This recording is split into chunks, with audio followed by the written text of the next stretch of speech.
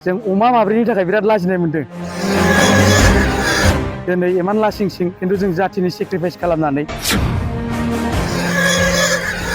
दिनै प्रमद बर' सरकारा दिनै जोंखौ लानानै दिनै सुक्ति खालामदों। दिनै एनडिपिखौ लानानै बै समाव आबसु थानाय समाव एबसुखौ लानानै मानो सुक्ति खालामदिया, जोंखौ लानानै एसेनि सुक्ति खालामबाय।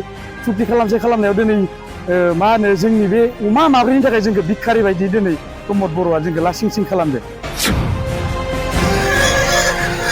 बड'लेण्ड पिक मिशन खालामबाय, जोंखौ डेभेलप खालामनो बर' सेंग्राफोरखौ दिनै डेभेलप खालामगोन होननानै बुंदोंमोन।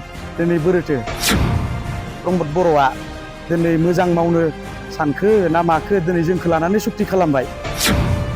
सारा बिटिआरनि एक्स एनडिपिफोरखौ लासिंसिं खालामनाय जादों। दिनै आं हिसाबै एक्स एनडिपि हिसाबै आंनि नामा रत्नेस्वर बर'। आङो बड'लेण्ड पिक मिशनाव दिनै सेलेक्सन जादोंमोन।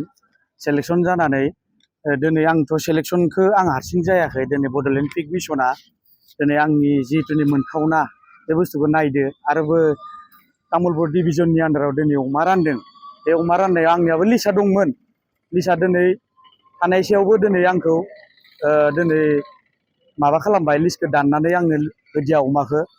दिनै आं लाजिनाय मोनदों। दिनै अमा माब्रैनि थाखाय आंनि लिस्टखौ दानबाय। दिनै इउपिपिएलनि सानैसो लिडारफ्रा आरो इउपिपिएलनि मा होनो एमएलएनिफ्रायबो दाननाय बे बाथ्राखौ बुंदों आरो अफिसारफ्रा। ओमफ्राय बेनिफ्राय कनसेन्ट नङाबा आंनो होनो हाया होनना बुंदों।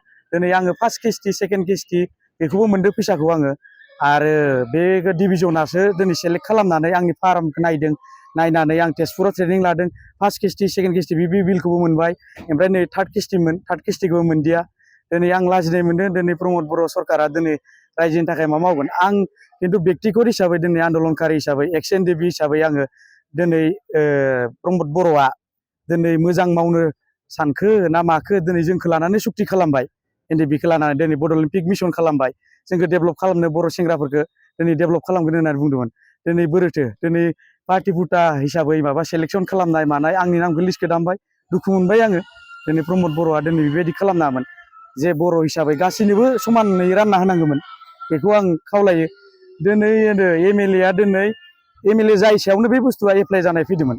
दिनै निउस होदोंमोन, जों एप्लाइ खालामबाय। एप्लाइ खालामनायाव बे बुस्थुखौ जोङो दिनै मा होनो जोंनि नामा फैबाय, लिस्ट जाबाय। लिस्ट जानानै दिनै जोंनि लिस्टखौ दानना होबाय एमएलएआ। दिनै एमएलएआ गावनो दिनै एमएलए जायाखैमोन मोनसे समाव। बे समावनो बे बुस्थुआ एप्लाइ खालामनाय फैदोंमोन जोङो अफिसाव, भेटेनारि अफिसाव, तामुलपुर डिस्ट्रिक्ट अफिसाव। दिनै इमान लासिंसिं खिन्थु जों जाथिनि सेक्रिफाइस खालामनानै जों अमा माब्रैनि थाखाय बिराद लाजिनाय मोनदों। तामुलपुराव दिनै जोंनि जिखिनि एक्स एनडिपिनि सेंग्राफोर दङ बिसोरखौथ' जेबो संस्थापनखौनो होनो हाखादिया प्रमद बर'आ दिनै।